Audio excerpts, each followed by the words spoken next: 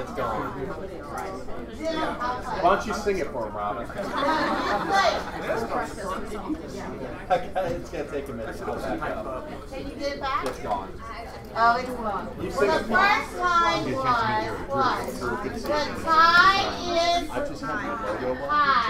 and then it says, I'm not the kind of girl who gives up easily. I'm going to be your... Just say it. They're so excited to say it, Robin. Just say it. And the fun thing was, it happened during the Agent Leadership Council retreat. So I was virtually 100%. There was maybe one other person in the room, who was helping cheer the tide along. So it was fun, and I thought it was just a beautiful leadership journey, if you want to study leadership, and how you always have to be prepared.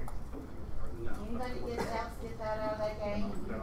Who had to always be prepared in that game? Tua, right? He didn't know when he was going to go in. So it was a great leadership lesson there that we can all learn. Fun times, but here's what I know. Alabama did not defeat Georgia. Score says they did. Alabama just ended up with the ball at the end of the game. Yes, they did. Is that right, Tammy? Yes, they did. Alabama just beat the clock. That's all that was. So Georgia certainly played well and deserved to be there, probably more so. So it was a good spirit, as long as we remember it was only a game, right? It was only a game. There's always next year. That's great. And it wouldn't surprise me if the same two teams were not back on a repeat of next year. So it's an awesome year, and I'm just going to tell you a couple of things before we start with our vendors that I think is powerful for you to know. The main thing I want you to know is that Peachtree Road did more volume than it did last year. So congratulations. Congratulations to you. As you well know, we had two of our largest teams that got great opportunities and left our market center to follow those opportunities, and we're so proud of them. And so that took about 100 million out of our volume. And so when Justin Landis opened his mega agent office, and the Peters opened their office, 3 offices in South Forsyth. So we grow leaders around here, and I'm very, very proud of that. But does it hurt our hearts when we miss their presence, and sometimes our numbers when we miss their volume? But I'm pleased to report to you that it didn't hurt our volume. You all filled in the gap, and we did more than we've ever done. So kudos to you all. You did over $1 billion again in real estate sales. Holy Michael. And keep your fingers crossed. Anything could change, because we know people are still putting in things from the end of the year, believe it or not. But if this holds true, we will once again be the #1 real estate office in all of the FMLS. So kudos for that. And if I were you, I would make sure when that book of lists comes out that I kept a good copy of that for my listing presentations. So tickled to death about that. And we've got really close to 1 million in profit share this year. It was over 950-some-thousand in profit share back to our agents this year. I think there were 5 offices in all of Keller Williams that hit it, and we were really close. So kudos, congratulations to you for that. So it's been a great year. And I think when you look at the stats coming up in February, you'll see be even more so proud of what you've accomplished this year. Yeah, pretty awesome stuff. Are you having a good lunch? Yeah, very nice. Good. Let's talk to our provider of our lunch, Home Pro. My bad, I wrote it down and said it wrong. That's right. Well, Happy New Year, and hopefully everybody has a great New Year. Thanks to you all, I had my best year last year also. Oh, yay. So that's mostly important to KW. The team of Rawls in this office, some other offices I'm involved with, all because of you all. I've done triple my business last year, I doubled the year before that, so I hope to quadruple it this year. So that depends on you all calling me. So hopefully those of you, it's nice to see more familiar faces out here that have used my services.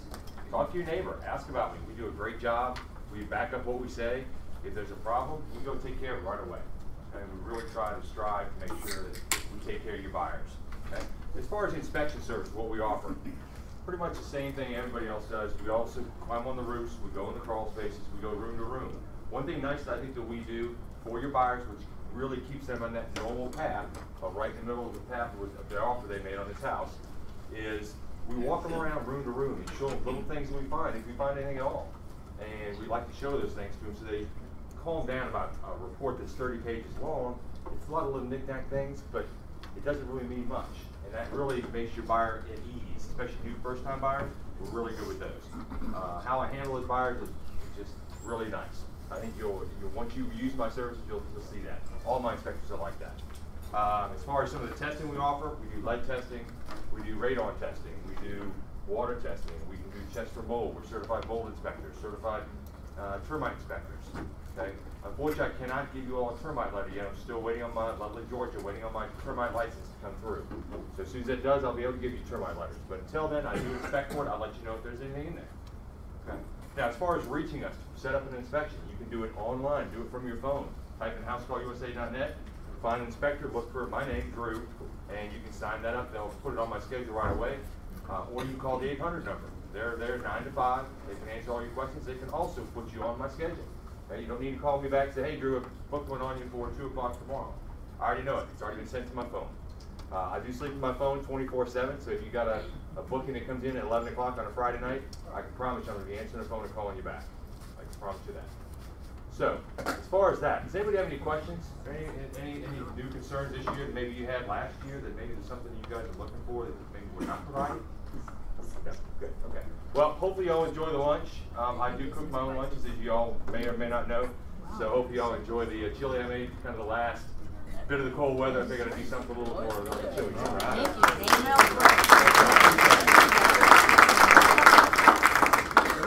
Thank you so much. McManamy. Hey guys, I'm Charlie Pollard. I'm a closing attorney with McManamy, McLeod, Heller. It's been at least 2 or 3 weeks since I've talked about property taxes, so I thought it was time again to do that. So what we're going to do, obviously January 1st is when the names of the tax commissioner get refreshed. So if you had a client that bought a house last year, this is the first time that they're going to be on the tax rolls. So that means the bills are going to go out in their name. But it also means that it's their chance to get the homestead exemption. You know, you're always looking for good, legit reasons to touch your database, and this is obviously number one. It's a good one to start off the year with. We have a prepared letter that you guys can populate with your info that has what we think exactly what you need to send out to them on this, and also a list of links, of hyperlinks to all, most of the counties that all you guys are working with. I'm going to send it to Aaron and to James, and hopefully they can get it out to everybody, and hopefully it'll be a jump start your marketing out to your list. So again, Charlie Pollard, McManamy, McLeod, Heller. Thank you. Charlie got the most applause at the ALC retreat. I'm not sure, but I'll go with that. I'm pretty sure he did. So Charlie, next time keep your shirt on. I get you want the applause, but chill out.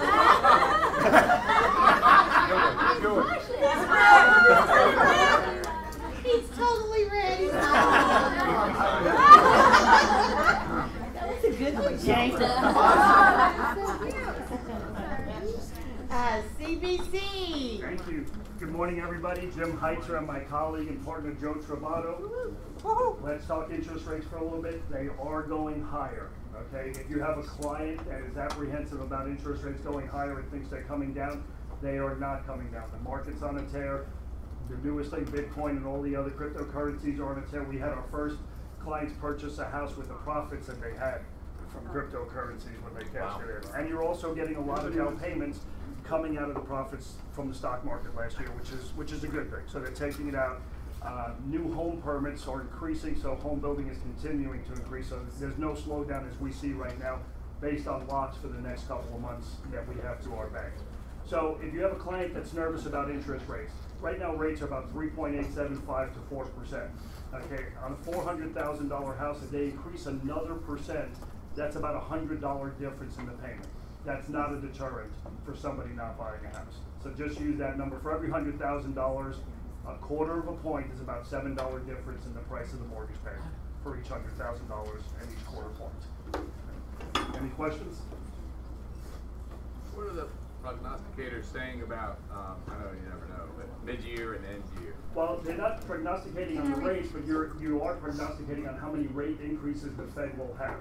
So by mid-year, we should have another 2 Fed increases, and that usually lags, okay, about 6 months to what the interest rates are. Okay, so even when you see the Fed raising interest rates, that really is more on short-term interest rates, credit cards and card payments. Mortgages are based on the 10-year bond. Okay, so last year it was 2.42. It ended the year at 2.42. But if you look today, we're about 2.5 to 2.55, probably heading up to that 2.75 range, which will put you in the low 4% interest rate at that point. Okay. The question was, for those of you who are watching at home, what do the prognosticators say the future looks like? So I was going to try to repeat that. And the future is higher interest rates, and probably somewhere, okay, you're going to guess probably mid-4s for 2018 at the high end for mortgage rates. It's still not there. We've been there. We were there last year. Yep. So we went there, down, and are moving back up. Thank you, everybody. Appreciate it.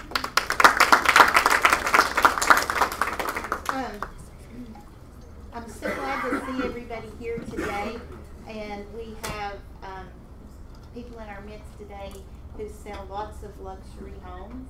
I'm so honored to see them. But we have someone who sold, I think, their highest priced home ever this week. What was the price sale float at? Well, Where did it end up? it ended up like around $1 million. $1 million. Wow.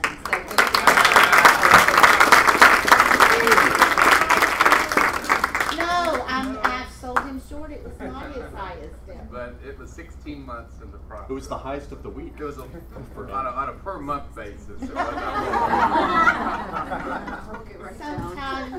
Sometimes they take longer. Mario. I have to say I heard a lot of that in the workroom, and it was really, Al earned every penny on it. But guys, I just want to let everybody know, like, he calmed every single party in the whole thing. And I mean, the words were just perfect. I can't remember them all. They were absolutely perfect. He calmed everybody down. And the reason that's going to close is because of Al. I have no doubt. Come on. In true Al fashion. No, I have no doubt. I don't know. His Kathy Woods was my his backup. broker was bragging on him this my morning God. about how he Yeah. did have to calm everybody down. Well, I got calmed down by Kathy. Well, thank you, but that's I don't think I'll They do it. said that was not an easy one to close. He has a calming effect anyway. He does. He does. So congratulations to Al for that one. I know it was hard fought. Thank you. Hard fought. Is anybody in the room when we used to do match game at team meeting? Yeah. Okay, so request has been made to bring that back. The reason we got away from it was because of lunch and getting into team meeting. Could we agree that if lunch is served by 11:15, we could start match game by about 11:20 while people are eating? And what match game is you can tell about one listing that you want to really push, or if you have a burning buyer need, you can ask for that, and we can try to make a match. Does that make sense? So we'll try to do that again in 2018, right at the first of every team meeting, because we had a lot of good matches made before when we did that. We'll just start a little bit early with match games. Is that good? So get your lunch and come on in. Everybody like that? Yeah. Perfect. James, what have we got education? I know you added a new class. I did. Well, I've added a couple classes. Well, besides that, you did. All right, I did not add this class. This class has been around for a bit. You might have heard of it. It's called Bold. Bold is pretty flippin' awesome. So if you have not attended, do yourself a favor and at least attend the first step, which is on Thursday, January 18th from 8:30 to 3:30. It's at the Cumberland Rome. I don't know if you guys know where that is. It's kind of between 285 and 75. There's a Rome flexible office space there. So that is where all these classes will be held. After the first step, it's the 29th and it goes to the 5th, the 12th. Oh, we skipped a week because we're all going to be partying at Family Reunion in Anaheim. After that, it's the 26th, 5th, and 12th. All times are 8:30 to 3:30. Anything you want to add on Bold? I do. It is going to sell out. If you have not registered and you intend to take the full Bold, I'm going to take it this time. I haven't taken it in 5 years, so I hope you'll join me. I'm going to have fun in the room. I would go ahead and register if you intend to take the full Bold, especially because it will sell out. It will sell out this year for sure. Absolutely. Rob Daniels is the coach again and had great reviews from him before. Rob Daniels consistently wins Bold Coach of the Year. So that's given to the person who gets the highest reviews. So if you want a really great Bold experience, go hang out with Rob on these days. So His energy is through the roof. yeah, Through the roof. yeah, yes, yes. And his fashion sense is questionable, but you know what? It works for him. I cannot pull it off. Yeah, it's good. Upcoming classes we have today, we have Marist is teaching Marketing with a Mission. I believe it's full, but if you have not signed up for it, maybe you can hang out and see if there are any open spots, and you can be a vulture and find an open seat. January 12th, Robin's going to be teaching, so you're thinking about a team. That is 1:30 to 3 o'clock. So that is for if you are thinking about starting a team, if you're thinking about joining a team, Robin will be here to fill you in about all the ins and outs of what a team looks like. January 17th, Kathy is going to be giving us a short version, a truncated version of the 2018 forms updates. She can't fit everything into 30 minutes, 45 minutes, so she's going to be doing a full course. It's probably going to be 3 hours. We're going to work it out today a little bit. But plan for the full course on January 17th from 11:15 to 4:15. I'm sorry, 1:15 to 4:15. Excuse me, and if it's CE, which I'm trying to find out if I can get it certified as CE, it will have to start at 1. Okay, so possibly 1 o'clock. Yeah. So we'll keep our eye on that. Essentially, right after team meeting next week. Ignite is going to be starting. Orientation is going to be on the 16th. Full Ignite starts on the 22nd. So if you have not taken Ignite, if you need post-license credit, if you need a whole ton of CE, Ignite can fill that void. So come talk to me after class. I've got the Ignite signups here. Give them to either Ashling or Dory after team meeting today. Let's see, what else do we have? Run your business like a business. Boy, did we have some really, really, really good energy behind that because we filled up our first class. You can't see it here in red, but the class on January 16th is completely sold out. We sold out in about a week and a half. So I'm actually surprised it took that long. So based on that, we have added an additional course on January 23rd from 1:30 to 4:30. So if you could not get into the class on the 16th, please sign up for that one because that one will also fill up very quickly. If you cannot attend, but you may know somebody who's not a part of KW that you think would get some benefit out of that class, please invite them as our guests. We'd love to have them come sit down, see what we're all about, possibly build your downline. Any questions on that course? Is that what, he was here not that long ago, wasn't he? Bob Kalinsky? I'm trying to think of when the last, it's been a couple years, I think. Okay, I'm thinking somebody else then. Yeah, Right, you were probably thinking of Gene Rivers, who was here last So year. Bob Kalinsky was here recently. The last 6 months. Okay. He was here for KWY. Right. Correct. For the young people, and that was their fundraiser for KWYP. Was it this course? It was, Okay. and I stand he corrected. charged $25 for the class, and then they donated that money to KW Cares. That's what it was, yeah. Yeah, Good. that's Thank what you it for was. I've done it correcting twice me on last that. year. Yep. This is the class where he talks about you need separate bank accounts for business, how to really set up real estate as a business. based on the fact it filled up that quickly, it just shows you how good that course is. So get in or get somebody in for that one. January 30th, I'm going to be hosting a mastermind for anybody whose volume is between 2 million and 5 million. We're just going to talk about problems you may be having, things that we might be able to overcome as a group. So January 30th from 12 until 1:30, we'll do it around lunch. Bring your lunch in, we'll just have a chat around that mastermind. So any other questions? Okay, that's all I've got. Thanks, gang. Pretty awesome. Kathy, take it away, because I know that's why y'all are all here. Paper's ready, pen's ready, let's go. That's right.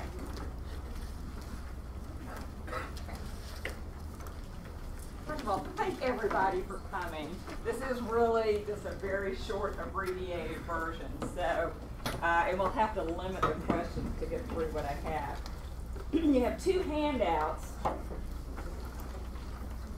I've always preached about this table of contents of forms, GAR forms, and it's broken by topic. It is awesome if you're saying, oh my gosh, where's that form? What's the form number? You can always look them up by form number, and this will tell you what the form is and the form number. So that's just FYI information. The other one is the GAR Form Changes, and this is what I will be going through. It looks pretty confusing, I imagine.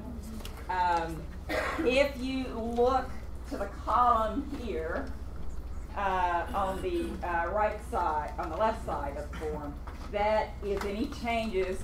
Those are paragraphs that were on the old forms. And then they may change the paragraph number to somewhere else. So you're saying, oh, wait a minute, that was paragraph so-and-so, but it's not anymore. So we're going to go over some of that today. And if the forms are not on KW local forms yet, the last time I looked, they're 2017. If you're in .loop, go to GAR Interactive Forms, and that's how you'll get the 2018 form. And the sooner you start using them, the more you'll get used to it. I am very happy this year with the changes. They put some things in there I thought was really needed, especially about attorneys holding earnest money. There was a form before we called a different name, escrow agent, and nobody even understood what it was for, to be honest with you. Do you have any more of those change forms? Here's one. Oh, here's one. You need it? I need one as well. Yep. You don't have it. You got 2 handouts. You might get the GAR Form Changes. I'm sorry. There's some up here too. Oh, wait. Oh. Somebody cut down the pool. Thank you so much. If you don't mind, You guys keep your hands up if you need them. I got Thank on you. Heels. I'm not used to standing in heels, just started wearing them. All right, we're going to go over the changes. We're going to go over this. Oh, they need forms back Yeah, there. they're working. She's working on it. Oh, okay. Okay. We're going over the GAR form changes on the main forms that we're using, and that's exclusive seller listing agreement. You're going to see it up here anyway. And they have eliminated, if you look there on the left-hand side, AA, there are no retainer fees paid. If there are retainer fees, it's a separate exhibit, and the Rawls Group does not like retainer fees. So I think that's why they took it out. They were discouraging doing it. The next part is if we go to the listing period. It talks about the listing period, and they only took out, this is on page 2, B2. Thank you. Okay. And they took out under A, they took out unless otherwise terminated in accordance with this agreement, because we don't want to encourage them to terminate the listing agreement. I'm sure that's why they took it out. The next thing is negotiation. Some of these are just move things around, like brochures move to C8, marketing, right to use media to market property. That is B6A.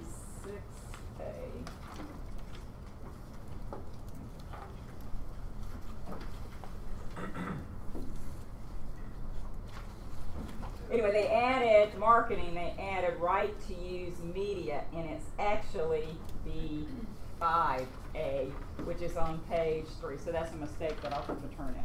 It's not B6A, it's B5A. And it's a clause in there that's added onto marketing that says that they allow us to use media marketing, which wasn't in there before. Okay? Everybody follow me on that? Yeah. Okay. So can we get rid of image release? There is a form for that, but that's something different. Okay. That's if you're not, this covers it, but if you're using it for something else, you will need an image release. And there's a new form for that too. Marketing consent of seller to be called. This is also B5C on page 3. Consent of seller to be called. Yeah, consent of seller to be called. It says that seller consents only to calls from broker related to sale of property. So people used to use it the way it was worded, that after it terminated, any agent could call them. So if they're on a do not call list, it's eliminated you to be able to say that, but hey, when you listed, you gave approval to be called by an agent. It's just saying only the broker or the broker's agent can call them related to the use of the property. Again, retainer fee has been removed. That was A8. And this is added everywhere in every form. You do not have to use our wire fraud notification form because on page 6, they've added paragraph 7, and you're going to see that on almost every the brokerage engagements is beware of cyber fraud. So we don't have to do that? Yeah, you will not have to do it. My suggestion is you show it to your clients, get them to read it, and get them to initial it. Because we've had it happen twice, or almost happened twice. And there's a lot going on out there on fraud, so make sure your client initials it. It's a great benefit to your client. Okay? So we do use the Rawls Group form and as well as its. No, you don't have to use Rawls Group form anymore. This is now part of the contract, which the Rawls Group form was written by Wes Seisman's office, and they write the GAR forms too. So they decided to add it everywhere because it's such a problem. Okay. Would it be a good idea for us to do an automatic, like in .loop, to put an automatic initial there? Can we do that? We can even add a block for their initial if you want. Oh, I know that. I mean, would it for our whole team, would it be smart just to do that to make so that everybody just has to initial it? The most important thing is your client initials it. Yeah, that's what I think everybody, your client initials it. Right. If you want to add a block there for the client's initial, that's great. Okay. Okay. That's it for the listing agreement for now. We are now moving on to the buyer brokerage agreement. And let's see. Exclusive agreement, they added language that buyer has right to enter into the agreement. That's on the first page, the last paragraph. And let me tell you what's important about that, because that's in the listing agreement. We had an identity theft, I think I told you about it, where somebody on a vacant house said they owned it, called their agent to list it, and they weren't even the owner. So it's fraud. That makes it easier to sue them for fraud if they say they can sell it. Also, if it's a estate, something like that, LLC, you got to make sure the person has authority to list it and sell it and buy it.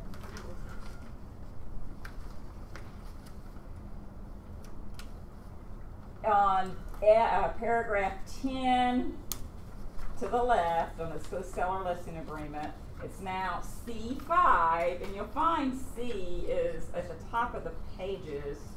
You know, you got A is the fill in the blanks, B is it, C5 is on page 3. Are we on the buyer? We're on the buyer brokerage agreement. Oh, wait a minute, I missed one. 3D. Okay, this is now C1D. It is on page 3. C1B, D? D, yeah. Okay. C1D. They took out the check boxes on, not a system, a system. It just says we assist them to the extent that they want us to assist them. Okay? We'll go over that more in detail, answer questions when we have our class, okay?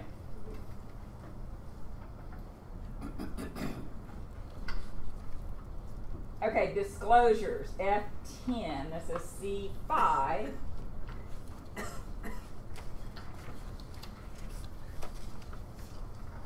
And they're talking about B and C. And basically, they removed customers from the subsection B and C. And that's in reference to false information. So they just removed customers from the subsection. Paragraph 26. All right, again, beware of cyber fraud. That's on page 516.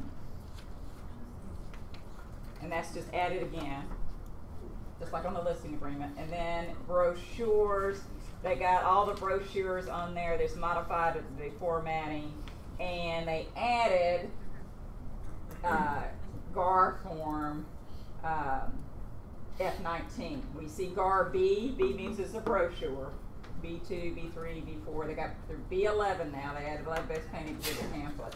And the retainer fee, which we do not use, but it's on there just to let you know. If you're going to use it, you call it, please. Then I'm going to talk about the exclusive tenant brokerage agreement, but I don't have it in there because I'm just going to tell you some changes that were on it. And that is, again, on the second page of the changes. And it is exclusive tenant brokerage agreement. It removed retainer fee, again, because there's a separate exhibit. And it added the language on commission, which is nice, which was paragraph 7, it's now paragraph 6.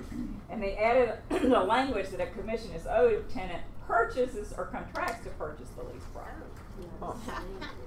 You like that? It's just a stipulation of mine, but now you are covered. If they buy it, you get a commission. So that's a great addition. Beware of cyber fraud is added in that too. And then they added exhibits on that. You don't have a copy of the form. We're not showing it on here because it's just very limited changes. Now we're going to the purchase and sale agreement. How am I doing on time, Jane? You're good. Okay. Well, I had a crash course. You know what took it from? Myself. Studying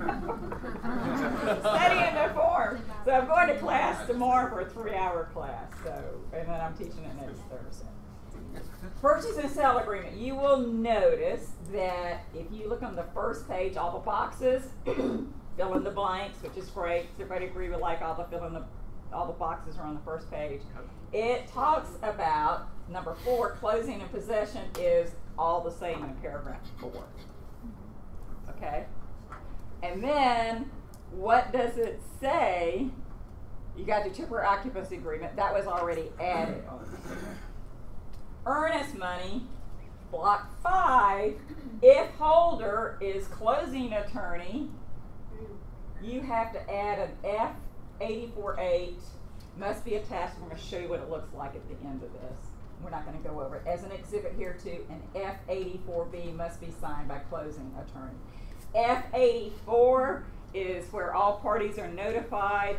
They initial the form that they have 3 days to get an attorney to agree to do it, and after those 3 days, they have listed an alternate holder, which should be whom?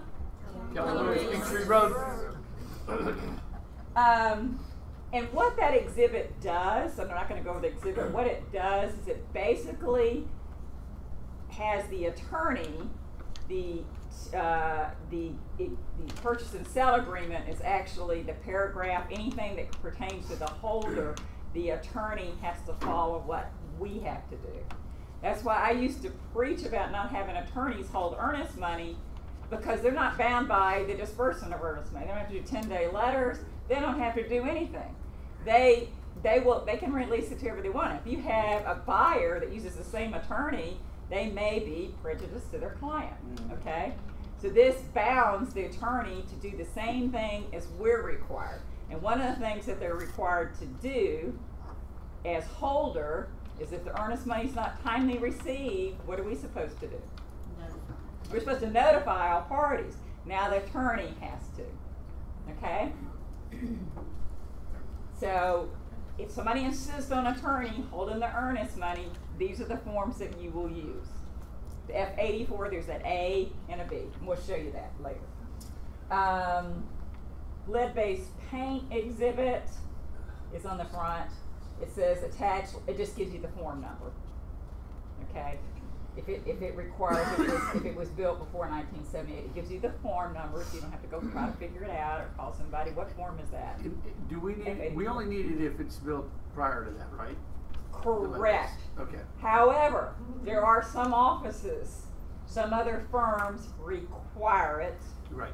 And no matter what it is, and if they require it, I just say just go ahead and. Yeah. I think best practice is probably to include it because it just protects you. Because if there are fixtures in the home that are older than 1978 that have lead-based paint that are attached, they might have been added later. It still protects you. So even if the dwelling wasn't built in 1978, there might still be some protection in there. Just my opinion. Right, or a building on the property. Right, correct. They upgraded the whole house, you know, it's totally new, but something about building or something on the house, detached garage, storage, whatever it is, was built in 1978, you are required to have it. So he's right. Okay. Of course. Same way. Oh, can I get yeah. stream live, folks? Brokerage relationships, paragraph 10.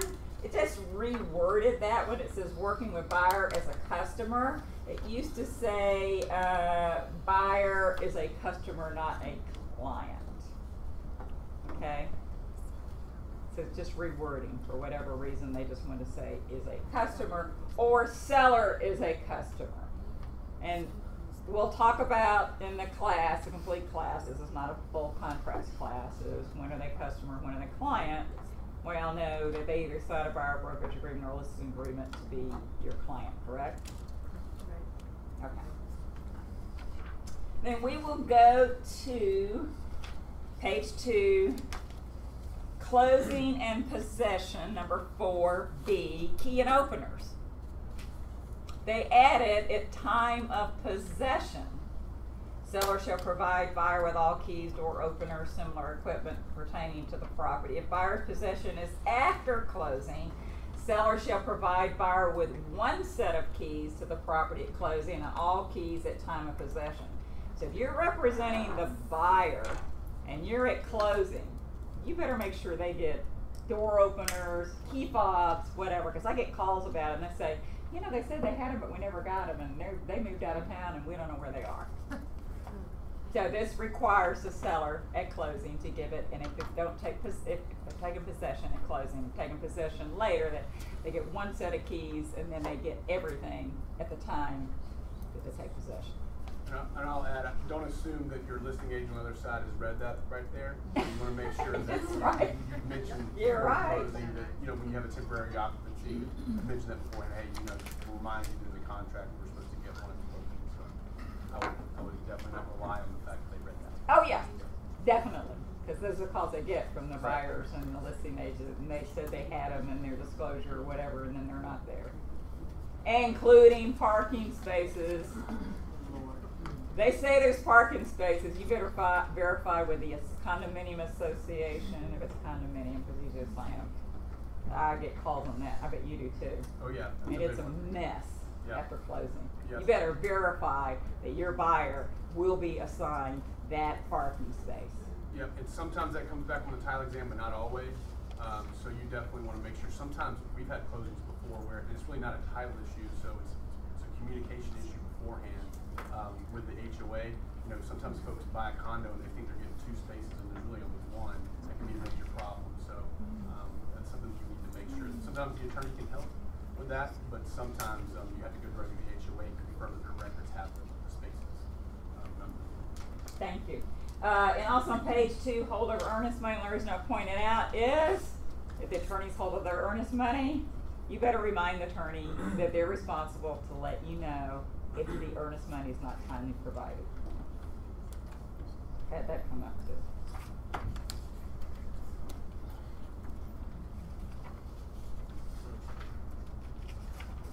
I know you guys are at the edge of your seats waiting for the next one.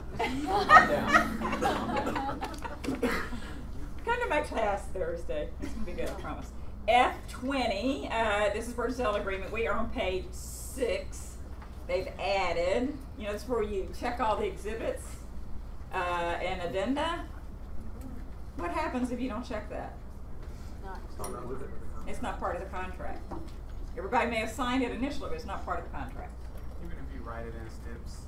Yeah, you can write in steps, can be in the counter offer. Or you do an amendment to add If one. you don't physically have it, I usually write it in the stipulations that once we receive it, it'll be made as an exhibit. Exactly. Right. Oh, that's Yeah. how you do it? Yeah, we'll talk about that in my class.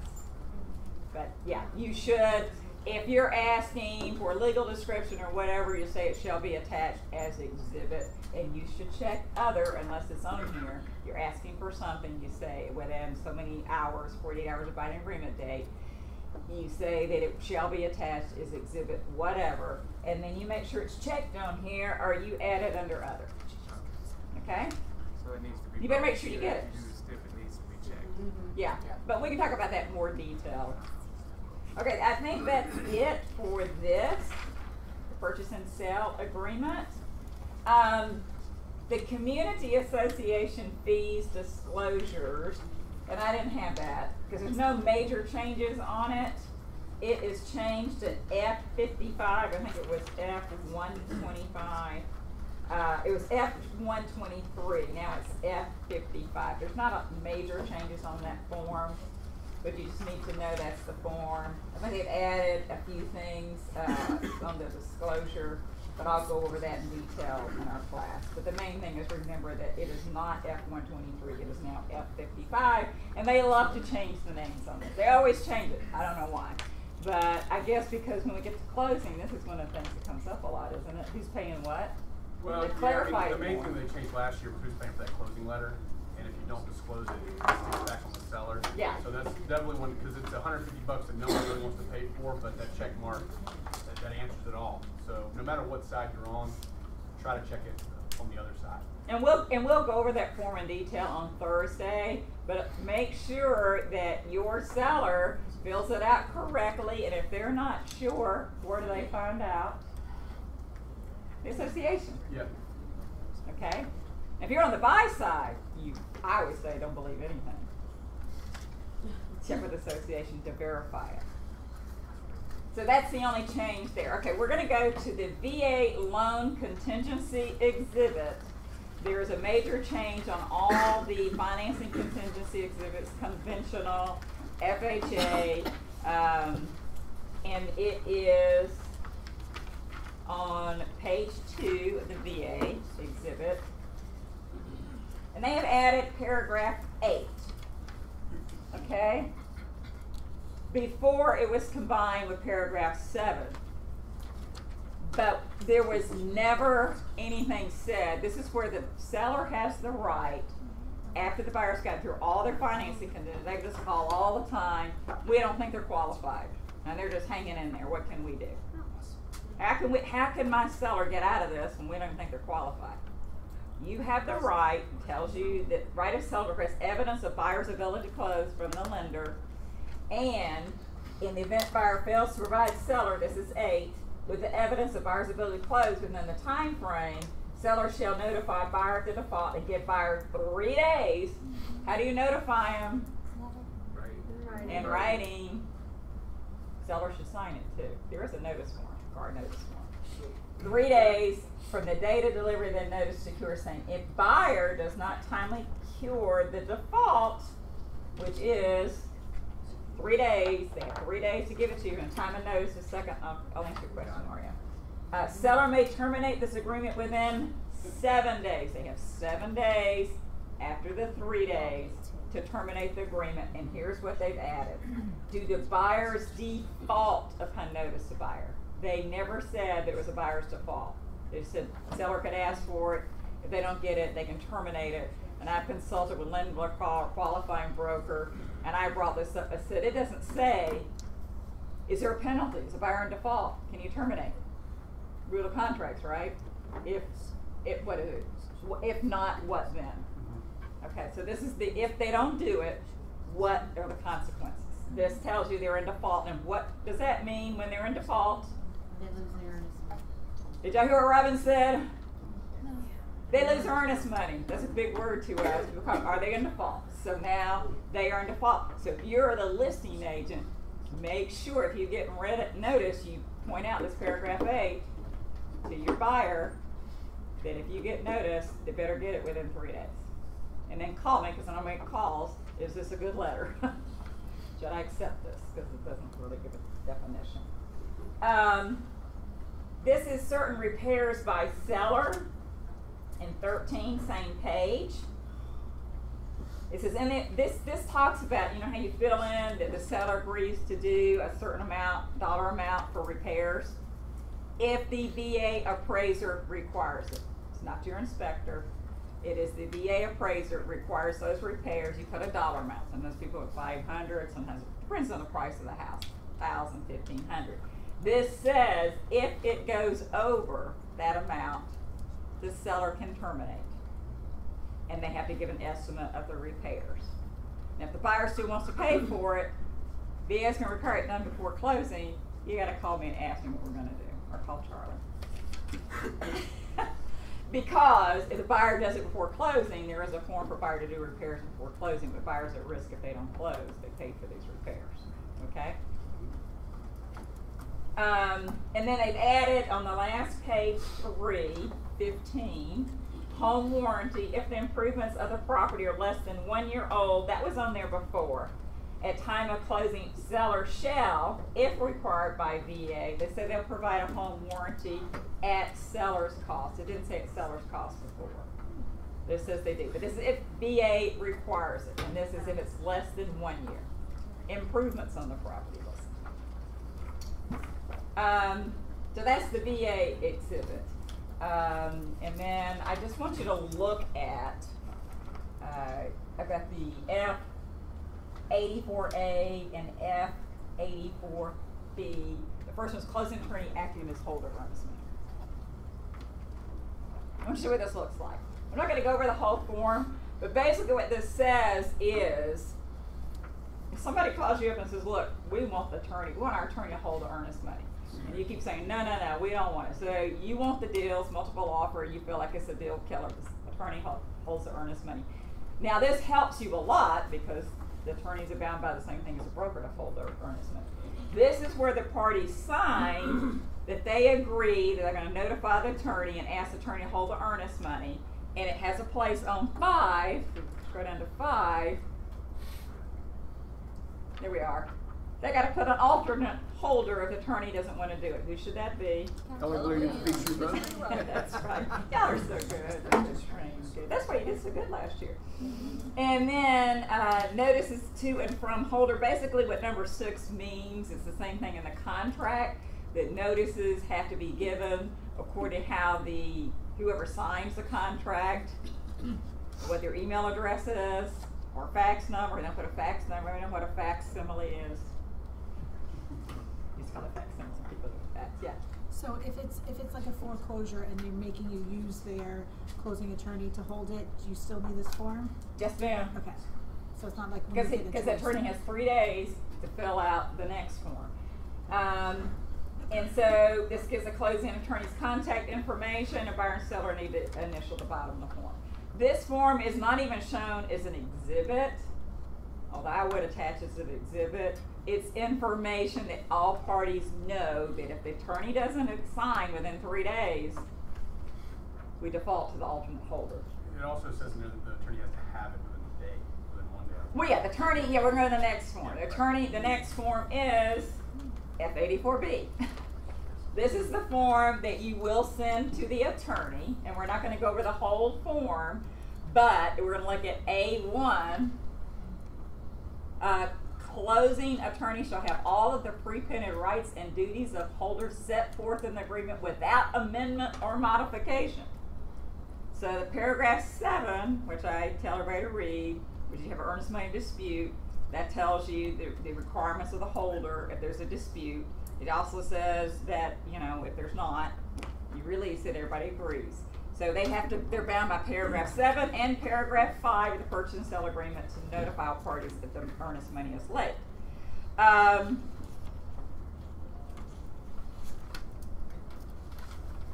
A3, closing attorney's duties as holder and the time period in which they are to be performed shall not commence under the agreement or any amendment thereto until they actually receive it, right? So they've got to get the basically where it says in here is that you should furnish a purchase sale agreement to the attorney. I think it's 3 days. It's on the about right. 1 day. I think they have to send it within 1 day of the agreement, but then the attorney has 3 days to. Yeah, you're right. To do it. One business buyer must deliver purchase sale agreement. That's on the F84A within one business So if day. you're going this route, I mean, it really should be the first thing you do after you get everything signed and initialed. I mean, you should go ahead and send it to whoever everybody agreed to. Yeah, it's like sending it to the lender. Yeah. Lender doesn't know what to do if they don't get the purchase sale agreement. And then the attorney has 3 days to get back and agree. And agree. And if they go silent, if it doesn't happen, then you're going to the alternate at that point. That's right. The way it's written. If they don't sign it, so you need to make sure that they fill this out. They put their contact information. C says failure to timely agree. That's 3 days. Then it goes to the default, which is on the F84A. And make sure the closing attorney, you got contact information for the attorney, for the buyer or the seller. Obviously, they need that information. And then the last page, you want to make sure that the closing attorney puts their printed name, their authorized representative, have to be any attorney, not just somebody that works there, right? That's not. I think that'd probably be a good idea. Yeah, I don't want an attorney to sign it, not somebody that's not an attorney in your office. Closing, but you want email because the contract says that notices must be given to whatever is listed on the agreement, and this is attorney's email address. So if you want to email that attorney, then that's what you do. You want to fax to attorney, then you just can put everything on there, and then that is considered timely notice. Does that make sense? Timely notice. What's your question? I'm sorry, I missed your So, oh no, that's okay. So just for 100% clarification, so I'm ready, sending notification. Written. They never open the email. Has it been sent under Georgia law? I send it. I'm saying they never open, not on purpose. They could have tragedy, they could be on vacation. I don't know. It never gets read. Today So was it ever really Today received? sent. However, that's why you should use .loop. No, The .loop will tell us when they look at it, I understand. and it So, tells us when they were sent it. to revise the question, someone does not use .loop. They send it. They send it. It's the date that it's sent an email to send deliver. If you send it to the right email Right. address, they can wait a week to open it. But if you send it with the correct email address that's shown at the bottom of the purchase and sell agreement or counter offer, Right. then it's assumed Then we're sent the day you covered, sent the email. and we've notified, Yes. even though they didn't receive it. That is correct. Well, that's my point. That's my point. Text, call, hey, did you receive it? But I'm just wondering, just yeah. for Georgia law, if I send it, they don't open it, I still send it. It's in the purchase sell agreement. It's in the purchase sell agreement about notice. It's in your part. If you sent it, In black and white. yeah, it's. It's in black and white. I just went through this. With another office that is a luxury office, which I will not name. They went in and got their broker to try to weigh in on it. And I says, here it says right in the contract, the day I sent it, it is a binding agreement. End of the story. It doesn't matter when you write the date on there. If I sent it to you by email, it is a binding agreement. Their broker did not train their office in that way. I said, well, fine, go to your attorney because I let your attorney in. The attorney had to come back and weigh in on it. It's in black and white. It's right there. Yeah, we get that dispute Right. sometimes. So what you're saying, if you they- send They something never by opened it, so it's email, considered. They opened it the next day. It was sent at 10. It was sent at 10 o'clock at night or something like that. But it was before the deadline. Right. And they opened it the next morning. it's timely receipt, All right. provided it was the email address. That's why Correct. you better make sure the other party puts their email address on the purchase and sell agreement. And you get an offer, they don't always put the listing agent's information. You better put it on the counter offer. Correct. Because that's where proper notice is to be given, is to that email address, okay? So it is assumed received, and I always say confirm receipt, although they may confirm receipt next week, but it's assumed delivered at the time it was sent. Okay, come to the class. Quick question on that. What should we expect for a range of fees pay to attorney for carrying? I don't know. Ask There's her. there's a blanket for that. How much every year? No, I mean, there is, we normally don't. I mean, we normally don't charge for it. In certain circumstances, it's sort of deterrent. And also, there's liability. You know, I don't think we haven't really discussed it really well enough. We would charge what we probably wouldn't with people that are trying to send deals, honestly. But I mean, I think I wouldn't be surprised if somebody charged a couple $100 for that. You know, I mean, there's a reason why there's a blanket. Something of the 0 to 200 range. I would think, yeah, it's not really unreasonable for someone to charge that. So there's some time and liability.